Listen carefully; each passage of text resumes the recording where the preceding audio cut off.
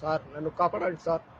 Sir Nara Chandrababu Naidu గారు, లోకేష్ గారు, పవన్ కళ్యాణ్ గారు, దగ్గుబాటి వెంకటేష్ ప్రసాద్ గారు, అనంతపురం ఎమ్మెల్యే, అర్బన్ ఎమ్మెల్యే గారికి నా నమస్కారాలు సార్. సార్ ఇట్లా సౌదీలో 2 నెలల నుంచి చాలా ఇబ్బంది పడుతున్నాను సార్. నాకు చాలా కష్టం ఉండదు సార్. నా కఫీల్ వచ్చి డైలీ 2 నెలల నుంచి కొడుతున్నాడు సార్. నాకు కొట్టి జీతం ఇవ్వడం లేదు. నా దగ్గర వచ్చి నాకు రోడ్డు మీద పడేసినారు సార్.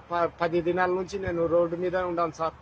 నాకు చాలా ఇబ్బందిగా ఉండదు సార్. నాకు ఇండియన్ ఎంబసీకి మాట్లాడి నాకు ఇండియాకి పంపించండి సార్.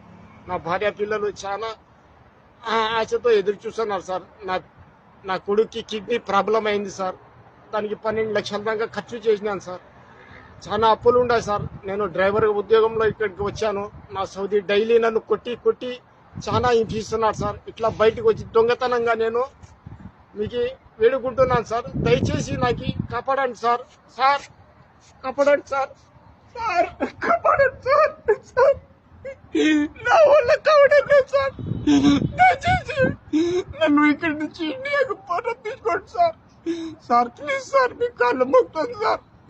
లోకేష్ గారికి, పవన్ కళ్యాణ్ గారికి, నారా చంద్రబాబు నాయుడు గారికి దయచేసి నాకు చేతునిచ్చి విజ్ఞప్తి చేస్తున్నాను సార్. దయచేసి నా వీడియోని చూసి నన్ను ఇండియాకి పంపించండి సార్.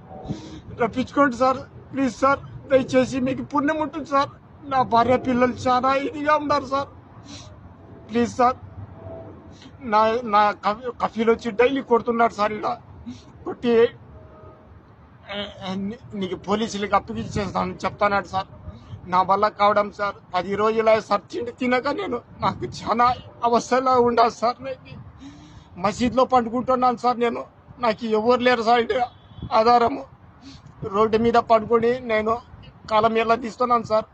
10 దినాలు ఆయా సార్. ఆకిలితో చచ్చిపోతాను సార్.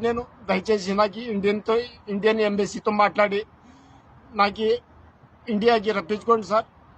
చేతులు ఇచ్చి నమస్కరిస్తున్నాను సార్.